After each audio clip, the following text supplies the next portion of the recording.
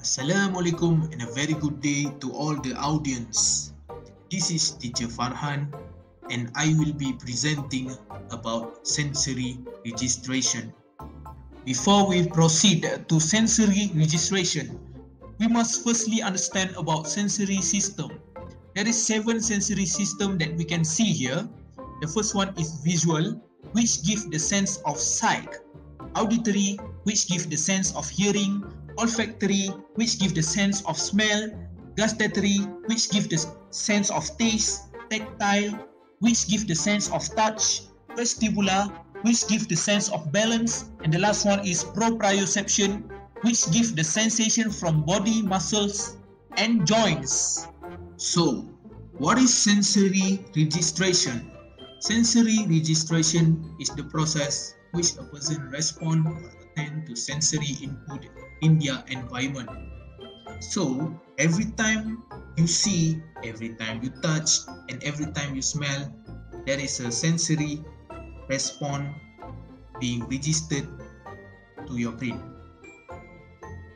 What is sensory registration problem? Sensory registration problem is a problem where a person fails to respond or appear to have delayed responses to sensory information. There is 2 types of sensory registration problem. The first one is hyporesponsivity and the next one is hyperresponsivity. For hyporesponsivity, the person might fail to orient the sense, and the next one is sensory registration problem / low registration, and the next one is high threshold and sensory seeking. And for hyperresponsivity, the person might over-orientation or over-orientate the sense. The next one is sensory defensivity / sensory sensitivity and low threshold and sensory avoiding. Let's go deeper for hyporesponsivity. For autism person, they usually have high tolerance for stimulation and derive pleasure from sensation. They also will develop sensory seeking behavior. So, what is sensation seeking behavior? Sensation seeking behavior is a craving for stimulation and an interest in sensory experience that are more intense than typical person. Examples: keep putting objects in their mouth, keep spinning themselves in a circle, constantly touching people or objects. How about hyperresponsivity? Hyperresponsivity is a problem where a person is over-responsive and overwhelmed by ordinary sensory input and reacts defensively to it. Examples: covering their ears to a loud noise, and picky eaters where they eat limited food texture, smells, and flavor.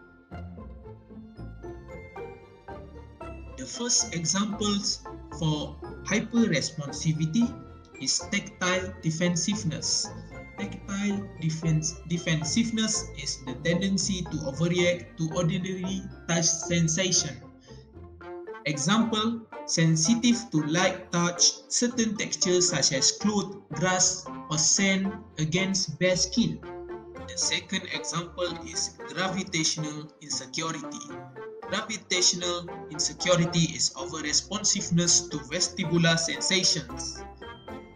The person may have insecurity to activities such as using escalator, stairs, elevators, or walking on uneven and unpredictable surfaces. In extra, there is 3 more hypersensitivity examples that I would like to highlight here. So the first one is sound over-responsiveness or hypersensitivity. The next one is odors, and the last one is taste. Sound over-responsiveness is a sensitivity towards sound. So the person that have this problem might cover their ears to a loud noise. Odors over responsiveness. Odors over responsiveness is sensitive to smell. So the person might avoid strongly smelled places such as toilet and dining hall. They usually eat limited food due to dislike of its smell. The last one is taste over responsiveness. Taste over responsiveness is sensitive to taste. The person usually refuses to eat strongly flavored food. They prefer to eat bland food. That's all from me. Thank you for watching.